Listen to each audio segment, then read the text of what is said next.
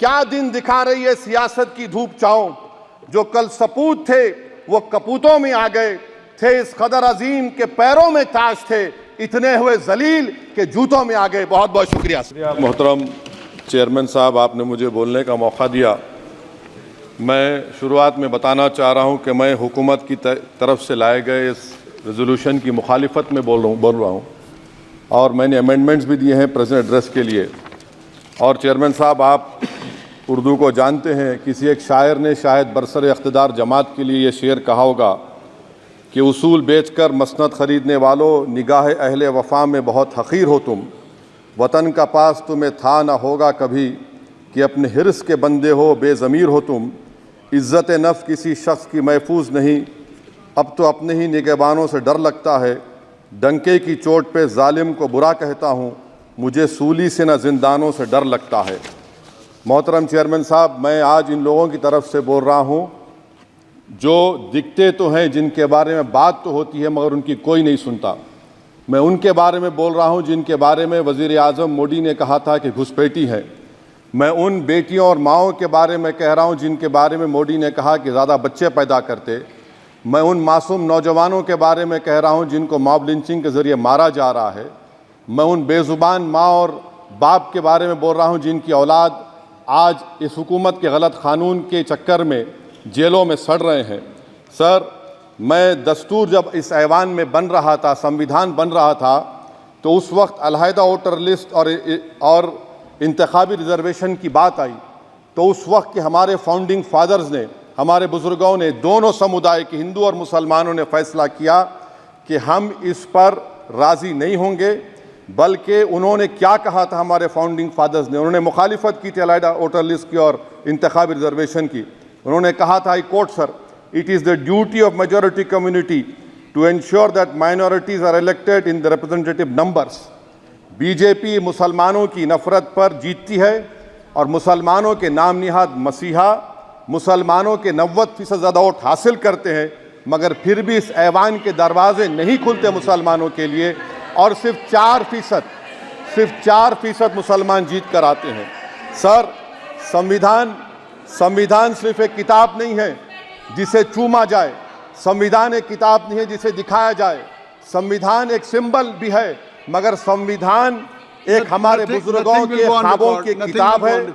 हमारे जमहूरियत को हमारे बुजुर्गों ने इस तरह समझा, हमारे फाउंडिंग फादर्स ने इस तरह जमहूरियत को समझा कि इसमें हर समुदाय और मजहब और समाज के मानने वाले लोगों की राय को शामिल किया जाएगा इस मुल्क को चलाने के लिए। मगर इस ऐवान में सिर्फ 4% मुसलमान जीत कर आते हैं। मैं संविधान से जो मोहब्बत के दावे करते हैं उनसे कहूँगा कि कभी उठाकर पढ़ो कॉन्स्टिट्यूएंट असेंबली डिबेट्स में कि नेहरू ने, HC मुखर्जी ने, सरदार हुकुम सिंह ने माइनॉरिटीज़ के बारे में क्या कहा था। सर, वतन अजीज़ का मुस्तकबिल कैसा होगा जब बीजेपी मुझे गायब करना चाहती है और दीगर हिज़्ब इख्तिलाफ की पार्टियां के लिए मेरा वजूद सिर्फ वोट डालना और अपनी खबर में जाकर सो जाना है। इसीलिए आप देखते हैं कि ये समाजी इंसाफ है सर कि 4% मुसलमान जीत कर आते हैं। सर, इस ऐवान में OBC समाज के MP अब अपर कास्ट के MP के बराबर हो चुके हैं। OBC समाज के MP अब अपर कास्ट MP के बराबर हो चुके हैं और 14% मुसलमान सिर्फ 4% जीत कर आते हैं।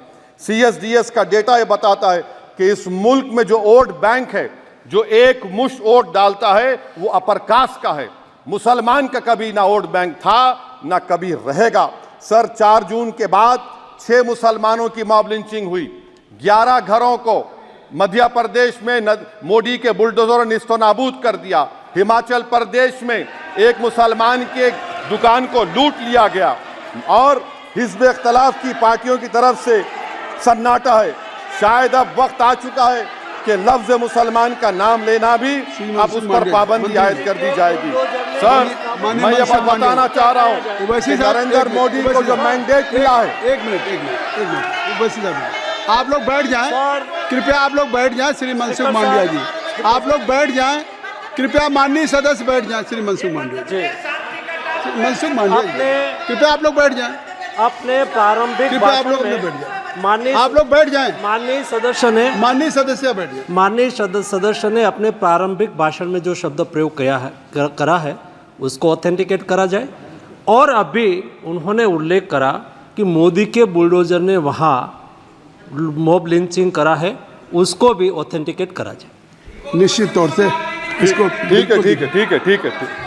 ठीक है। उवैसी साहब, जब भी कोई बात नहीं सर, आप चेयर पर बैठे हैं जी, इसलिए आप मंत्री जी को पेट में दर्द हुआ, माशाल्लाह, शुक्रिया उनका। नहीं, तो सर मैं मंत्री की जवाबदेही है ये अरे ये नहीं, मंत्री इससे बुरी बात क्या है? पेट में दर्द हो सकता है, वो दर्द ये सब ठीक। अच्छा दर्द हुआ, चलिए दर्द हुआ, दिल का दर्द हुआ।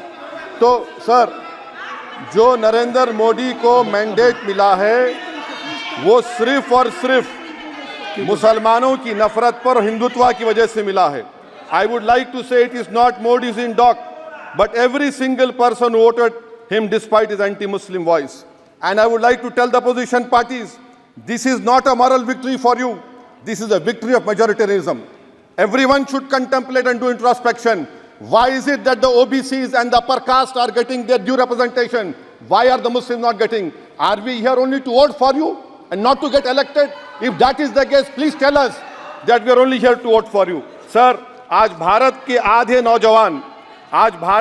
नौजवान बेरोजगार हैं और रोजगार की तालाश, बेरोजगारी का आलम यह है सर कि मोदी सरकार के 5 साल में 75 लाख एस्पिरेंट्स की जिंदगी बर्बाद हो गई, 6 पेपर लीक हुआ।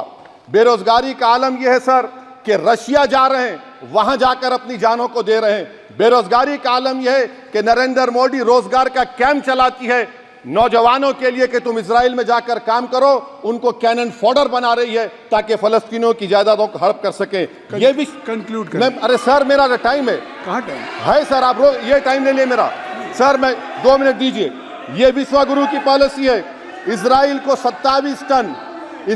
27 टन हथियार जा रहा है।